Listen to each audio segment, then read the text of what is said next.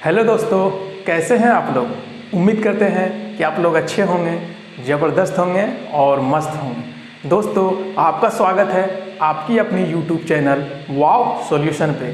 दोस्तों, आज की इस वीडियो में हम लोग सीखने वाले हैं कि माध्य कैसे ज्ञात किया जाता है, माध्यिका कैसे ज्ञात किया जाता है, बहुलक कैसे ज्ञात किया जाता है और परिसर होते क्या है, कैसे ज्ञात किया जाता है। तो दोस्तों, अगर आज की इस वीडियो को आपने पूरा देख लिया ना, तो माध्य निकालना, माध्यिका निकालना, बहुलक निकालना और परिसर निकालना चुटकियों में सीखने वाले हैं, चुटकियों में। और आज की इस वीडियो को देखने के बाद अगर ये माध्य, माध्यिका, बहुलक और परिसर नहीं निकालना सीखे तो नीचे वीडियो के कमेंट होगा, कमेंट बॉक्स में आपको जो बोलना है रे बच्चा बोल देना। दोस्तों, चलिए वीडियो को स्टार्ट करते हैं। इससे पहले आपको बताते हैं कि माध्य होता क्या है, माध्यिका होता क्या है, बहुलक होता क्या है, परिसर क्या होता है। तो सबसे पहले हम लोग माध्य के बारे में सीखेंगे, यानी कि माध्य होता क्या है। तो दोस्तों, चलिए वीडियो को स्टार्ट करते हैं। तो हम लोग सीखने वाले हैं सबसे पहले माध्य ज्ञात करना। तो माध्य किसे बोलते हैं दोस्तों? माध्य का मतलब क्या होता है? माध्य यानी कि एक प्रकार का औसत ही होता है भैया। जैसे मान के चलो, यहाँ पे हम पहले कोई नंबर ले लिए, ये नंबर में अगर हम नंबर को जोड़ेंगे और जितना नंबर को जोड़ के आएगा और ये जितना नंबर है उससे हम भाग दे देंगे। भाग देने के बाद जितना नंबर निकलेगा भाग देने के बाद वही हमारा माध्य होगा, यानी कि औसत होगा। और इसको सीधा लैंग्वेज में अगर हम समझाएंगे आपको, तो सीधी सरल भाषा में माध्य का मतलब यही होता है। माध्य का मतलब होता है सभी को बराबर बराबर भागों में बांट देना, यानी कि औसत ही जिसे बोल सकते हैं। तो चलिए हम लोग माध्य के बारे में सीखते हैं। तो दोस्तों, यहाँ पे क्या है? 3, 4, 1, 2, 5, 7 और 6। या तो हम क्या कर सकते हैं, इसको हम जोड़ेंगे 1, 2, 3, 4, 5, 6, 7। 7 को नंबर है और अलग अलग नंबर है। अब भैया इसका हमको माध्य भी तो निकालना है। तो माध्य के निकालने के लिए क्या होता है? संख्या का योग, भैया रे भैया, संख्या का योग बट्टा में कुल संख्या। अरे बच्चा, कुल संख्या क्या होता है रे? कुल संख्या का मतलब क्या होता है? इसको आसान लैंग्वेज में हम समझाते हैं। इसको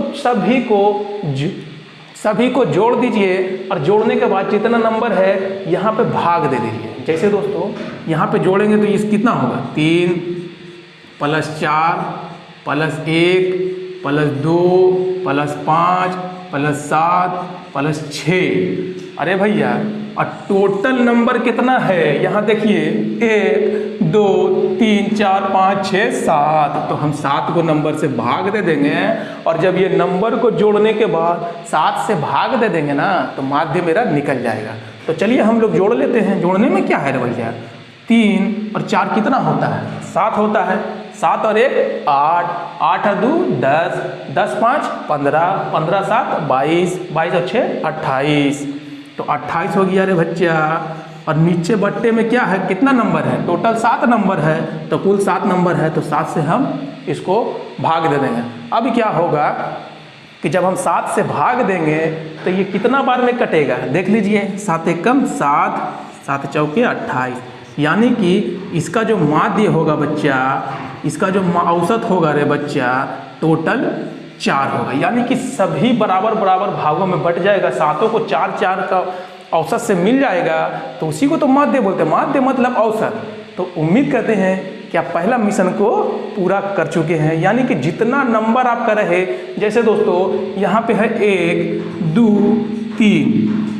3 नंबर है। अब 3 को हमको माध्य कैसे निकालना है? तो ये तीनों नंबर को जोड़ लेना है। 2 और 1 3 और 3 6। अब ध्यान दीजिए, यहाँ कितना नंबर है? 1, 2, 3। तो 3 से भाग दे देना है। 3 से जैसे ही भाग दीजिएगा तो 3 एकम 3, 3 दूना 6, यानी कि इसका औसत हो जाएगा, यानी कि माध्य हो जाएगा 2। अब बोलिएगा सर जी, जब प्राकृत संख्या रहे, जैसे 1, 2, 3, 4, 5, जब भी लगातार रहे, यानी कि प्राकृत संख्या रहे, तो याद रखिएगा ये सजा हुआ 1 और सबका गैप बराबर हो बच्चा, तो इसका एवरेज क्या होगा? बीच वाला हो जाएगा, यानी कि इसका माध्य हो जाएगा बीच वाला। और अगर ऐसे भी नहीं समझ में आए, अगर मान के चलिए तो 5 है और अगर 6 रहे तब सर जी, तो सर जी यहाँ तो 3 हो गया, यहाँ भी 3 हो गया, तो बीच में तो कोई नंबर है नहीं है सर जी। तो नंबर नहीं है तो ये बीच इधर से 2 को हटा दीजिए, इधर से 2 को हटा दीजिए और इधर 4 और 3 कितना होता है भैया 7 और 2 से भाग दे दीजिए, यानी कि कितना बार में कट जाएगा 3.5 बार में 3.5, यानी कि इसका बीच वाला माध्य हो जाएगा। यानी कि जब भी प्राकृतिक नंबर रहे यानी कि लगातार रहे, जैसे और गैप भी हमेशा यानी कि अंतर डिफरेंस हमेशा बराबर रहे तो बीच वाला माध्य होता है। तो उम्मीद करते हैं यहाँ तक आप आसान तरीका से माध्य निकालना सीख गए होंगे। अब दोस्तों चलिए हम लोग माध्य का सीखेंगे कि माध्य का कैसे ज्ञात किया जाता है। तो दोस्तों अब हम लोग सीखेंगे माध्य का ज्ञात कैसे किया जाता है। हम लोग माध्य ज्ञात करना सीख गए हैं, यानी कि सभी को क्या करते थे, सभी संख्या को जोड़ देते थे और जितना संख्या है उससे हम लोग भाग देते थे तो माध्य हमारा निकल जाता था। लेकिन माध्य का दोस्तों वो बिल्कुल इससे अलग है। तो दोस्तों हम यहाँ पे कुछ नंबर ले लिए हैं, नंबर चाहे कोई सा भी हो, मैं जो तरीका बताऊँगा उस तरीका से आप कोई भी नंबर पे आप फॉलो कर लेना, आंसर हमेशा मेरे तरीका से ही आएगा। तो दोस्तों यहाँ पे हम कुछ नंबर ले लिए हैं, अब हमको क्या करना है, इसको सबसे पहले हमको सजा लेना है। तो बोलिएगा सर जी कैसे सजा लेना है? अरे भैया आरोही क्रम में बच्चा को पता है, आरोही क्रम का मतलब होता है पहले छोटका लिखा जाता है, ओकरा बाद बड़का बड़का बड़का लास्ट तक पूरे बड़का रहता है। समझ गए हैं आप? तो चलिए हम लोग इसको पहले सजा लेते हैं। तो कैसे सजाएंगे भैया? अब देखिए यहाँ पे सबसे छोटका नंबर कौन सा है? तो बोलिएगा सर जी एक तो नहीं है, सर जी 2 है। तो यहाँ पे हम 2 लिख लेंगे।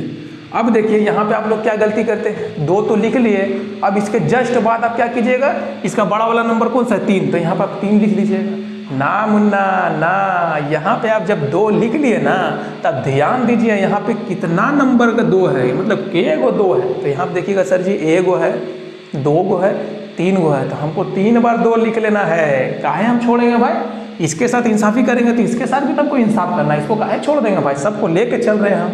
तो यहाँ पे भी 1 2 लिख लेना है, एक और 2 लिख लेना है।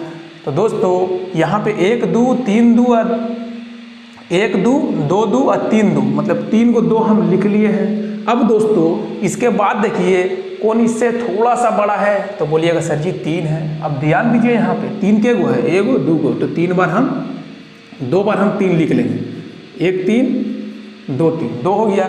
अब दोस्तों 3 से जस्ट ऊपर वाला नंबर कौन सा है? तो बोलिएगा सर जी 4, तो 4 के गो है, 1 ठो है, तो हम 1 गो लिख लेंगे, ठीक है। अब देखिए 4 के बाद कौन सा एक और नंबर है? तो बोलिएगा सर जी 5 है, तो 5 लिख लेते हैं। 5 के बाद भी कोई नंबर है सर जी? नहीं, 5 के बाद और एक को नंबर हमको नहीं दिख रहा है, यानी कि 6 है ये नहीं है, 7 है ये नहीं है, 5 तक लास्ट है। अरे भैया तो अब आपको बधाई हो, आपका नंबर छोटा से लेके बड़ा तक आप सजा चुके हैं। अरे भैया आप तो सजाना भी सीख गए हैं सर जी। अब इसको माध्य का कैसे निकालेंगे ये तो बताइए। तो इसके लिए क्या कीजिएगा, अब देखिए यहाँ पे क्या गो नंबर है, आप पहले ध्यान दीजिए, यहाँ पे नंबर जोड़ दीजिएगा, 1 2 3 4 5 6 7 गो है, तो नीचल को तो हमारा 7 गो होना चाहिए ना। हम काहे कम रहेगा, इसका मतलब आप गलत लिख चुके हैं, और अगर सही है ये भी 7 को जोड़ने के बाद हो रहा है, मतलब सही लिखे। तो यहाँ देखिए 1 2 3 4 5 6 7, बधाई हो सर जी, सही लिखे हैं आप। तो यहाँ से क्या करेंगे, 3 गो इधर से हम काट लेंगे, इधर से भी 3 गो हम छाट लेंगे, और जो बिचल का नंबर मेरा बच जाएगा ने, यही मेरा क्या हो जाएगा सर जी, माध्य का। तो माध्य का हमारा बोलेगा क्या होगा सर जी?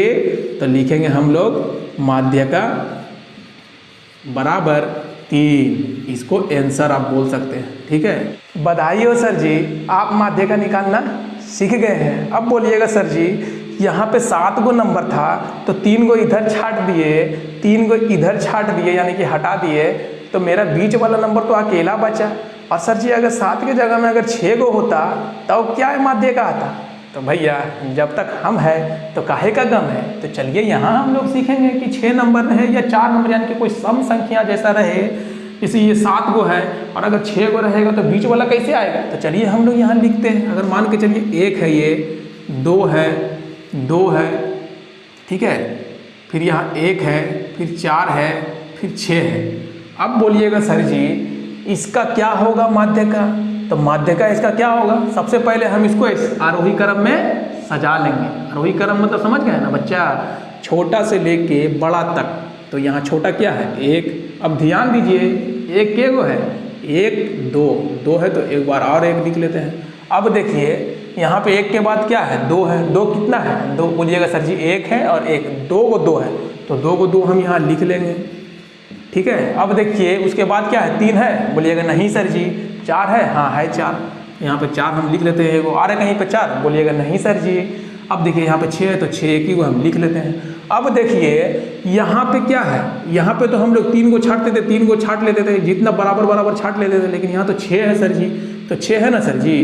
तो इसको क्या कीजिए, इसको आप हटा दीजिए, इसको भी आप हटा दीजिए। अब क्या कीजिए, ये जो बीच में है ना इसको जोड़ दीजिए, और जोड़ दिएगा तो 4 होगा, और के गो नंबर है इसको 2 से भाग दे दीजिए, यानी कि 2।